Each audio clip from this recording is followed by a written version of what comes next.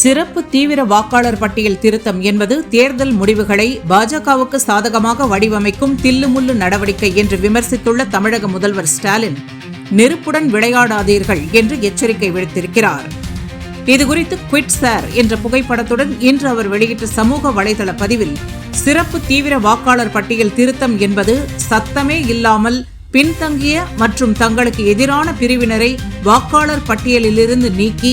தேர்தலில் பாஜகவுக்கு சாதகமான சூழலை உருவாக்கும் செயலாகும் என்றும், இது சீர்திருத்தம் அல்ல, தேர்தல் முடிவுகளை திட்டமிட்டபடி வடிவமைக்கும் தில்லுமுள்ளு நடவடிக்கை என்றும் சாடியிருக்கிறார். பீகார் மாநிலத்தில் நடந்த அனைத்தையும் வெட்ட வெளிச்சம் போட்டு காட்டிவிட்டதாகவும், முன்பு பாஜகவுக்கு வாக்களித்த மக்களே இம்முறை வீட்டுக்கு அனுப்பி விடுவார்கள் என்பதை டெல்லி அணி நன்கு உணர்ந்து விட்டதாக குறிப்பிட்டிருக்கும் முதல்வர், அவர்கள் வாக்களிக்கவே கூடாது என தடுக்க முயல்வதாகவும், எதிர்க்கட்சிகளை தோற்கடிக்க முடியாது என்ற சூழல் எழுந்திருப்பதால் மக்களை வாக்காளர் பட்டியலில் இருந்தே நீக்குவார்களா என்றும்,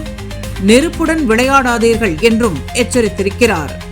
மக்களாட்சிக்கு எந்த வடிவில் அச்சுறுத்தல் நேர்ந்தாலும் தமிழ்நாடு அதனை உறுதியாக நின்று எதிர்க்கும் என்றும், இந்த அநீதிக்கு எதிராக ஜனநாயக ரீதியான அத்தனை ஆயுதங்களையும் அறவழியில் பயன்படுத்துவோம் என்றும், அரசியலமைப்பு சட்டத்தின்பால் நம்பிக்கை கொண்டுள்ள குடிமக்கள் அனைவருக்கும் தாம் தெரிவிப்பது என்னவென்றால், SIR என்பது ஒரு மாநிலத்தோடு மட்டும் தொடர்புடையது அல்ல,